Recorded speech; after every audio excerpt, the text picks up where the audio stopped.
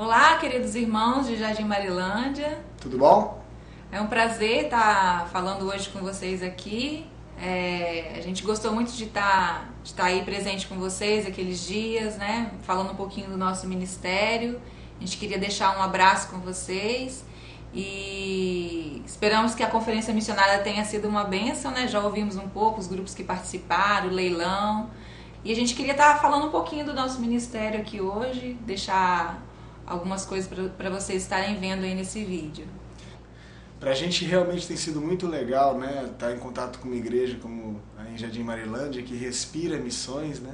Nós temos sentido isso nas postagens, no blog da igreja, no site da igreja, né? A gente tem postado e tem recebido muito retorno dos irmãos, muitos comentários, palavras de incentivo, né, compartilhando, orando.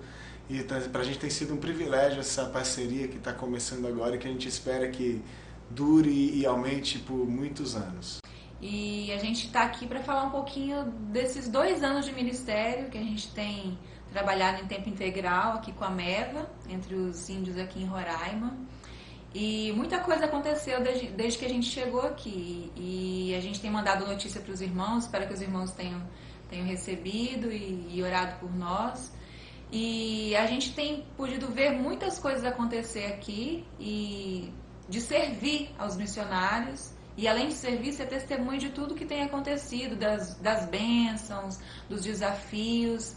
Então a gente quer mostrar um pouquinho para vocês o que a gente tem feito. A gente tem trabalhado principalmente na área de educação, eu como pedagoga, e o Timóteo na área de divulgação, ele que é jornalista, tem feito alguns trabalhos de divulgação da missão.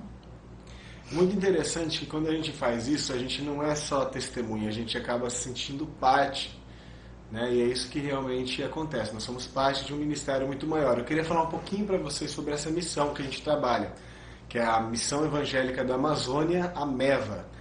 Então a MEVA ela trabalha no norte do Brasil, no extremo norte, né? na região de Roraima, um pouquinho do Pará, e a gente trabalha hoje com 5 grupos indígenas totalmente diferentes. Eu vou dar um exemplo de como é diferente. Primeiro que tem alguns povos que moram na região de Cerrado, né, de lavrado, que a gente chama aqui, que dá para você chegar de carro, dá para você fazer visitas a partir da cidade. E existem outros que moram no meio da mata, em lugares totalmente isolados.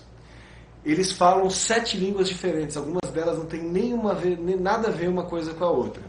Um não entende o outro, então o missionário tem que estudar, aprender cada uma dessas línguas para poder ensinar o Evangelho. E a outra coisa que é muito importante, muito interessante, é que o Evangelho chegou a todas elas, mas foi recebido de maneira muito diferente. Então nós temos, por exemplo, os Waiwais, que foram alcançados primeiro na década de 50, e entre eles teve uma série de conversões logo no começo, por causa de um jovem pajé, de um feiticeiro, que se converteu, desafiou os espíritos, e o povo inteiro viu o testemunho dele, e começou uma série de conversões. Hoje tem mais de 30 igrejas com liderança própria, liderança indígena, são nossos irmãos, tem mais de 3.000 convertidos em Roraima e em outros lugares do Brasil. Inclusive, acabou de sair, em primeira mão. Esse é o livro, que conta a história do povo Waiwai. Ele foi relançado recentemente, por uma igreja de Campinas, a Batista da Cidade Universitária, em parceria com a Missão. E a gente espera em breve estar enviando para vocês. É um livro, uma história linda de como o poder de Deus transformou uma comunidade indígena inteira. E para quem não... Tem pessoas que não acreditam nem que o índio pode se converter, vocês vão ver o que Deus fez na vida dessa aldeia e faz até os dias de hoje. Voltando, a gente tem também outras comunidades como o povo Yanomami, que foi alcançado mais ou menos na mesma época que os Waiwai. É um povo que vive na selva também, como os Waiwais, mas eles rejeitaram o Evangelho por muito tempo. Foi muito dura a vida dos missionários que tiveram lá. E o que aconteceu foi que alguns se convertiam, mas acabavam se desviando do caminho. E isso foi muito desgastante. Mas depois de 60 anos de ministério, desde o ano 2000 até 2005, começou algumas conversões e a coisa começou a acelerar. E é incrível porque hoje, em 2009, a gente viu nascer 5 igrejas entre esse povo, e a gente tem visto várias conversões, batismos, e a coisa tem mudado muito de figura. Recentemente a gente teve uma notícia muito legal também de um dos povos que vivem já no Cerrado, nessa região mais perto da cidade de Boa Vista. Ali a presença da Igreja Católica é muito forte. Nessas comunidades tem uma forte resistência à presença de missionários crentes. E o que aconteceu foi que teve uma reunião da comunidade recentemente, uma comunidade wapixana, e que fala português, e eles autorizaram, depois de muito tempo recusando, eles autorizaram que a missão construísse uma sede, construísse um prédio para que a igreja, que já se reunia embaixo das árvores, se reunia nas casas, pudesse se reunir. Isso também é uma grande vitória para vocês verem como esse trabalho é diferente, é uma coisa muito diferente da outra, tem muitas realidades diferentes, né? É verdade. Bom, a gente tem atuado então divulgando esse ministério. Eu imagino que alguns de vocês, a maioria de vocês, ouvindo essas coisas que eu falei agora, ficaram impressionados, não sabiam, né, vendo essas imagens que a gente está passando. Mas imagina no Brasil inteiro quantas pessoas que não sabem sequer o que acontece aqui. E como é que você pode se envolver? Como é que a igreja pode participar se não conhecer? Essa tarefa não é uma tarefa da MEV, é uma tarefa da igreja brasileira. Por isso, a gente tem o quê? Filmado, fotografado, a gente tem preparado materiais impressos, tem preparado aquele jornalzinho que alguns de vocês recebem por e-mail, mandado cartas, e a gente tem feito um blog, banners e camisetas, tudo que a gente pode fazer, especialmente vídeos, né, coisas que contem para a igreja brasileira o que acontece aqui em Roraima, aqui que é tão longe, né, tanto tempo de avião, mas para a igreja poder participar e se envolver, a gente tem feito isso e os irmãos têm acompanhado essa parte do nosso trabalho. Agora tem uma outra parte muito importante que já não tem tanta visibilidade, que é o que a Graça tem feito na área de educação. Ela vai contar pra gente um pouquinho. É um desafio, viu? A área de educação a gente faz em parceria com a Secretaria de Educação do Estado, né? A gente é responsável por 4 escolas Yanomami. E essas escolas ficam bem distantes, ficam na mata, né? E a nossa equipe, que mora na mata, trabalha com essas escolas, dando alfabetização de 1ª a 4ª série. E tudo que precisa uma escola normal aqui da cidade, uma escola indígena também precisa. Então a gente tem que estar de acordo com as leis, fazer projeto político-pedagógico. Quem é da área de educação aí vai conhecer. Então você tem que organizar todo o funcionamento da escola, diário de classe, treinamento de professores, plano de aula. Tudo isso tem que estar. E às vezes os missionários que estão na mata não são especializados nisso. Então a gente tem dado esse apoio, dando treinamento, ajudando a construir o projeto político da escola. A gente precisa lidar com toda essa parte burocrática, e tem sido um desafio para a gente trabalhar nessa área, mas é um privilégio, porque você vê esses povos tendo acesso à educação, melhorando de vida, tendo conhecimentos que eles nem imaginavam, e a gente tem colaborado com isso.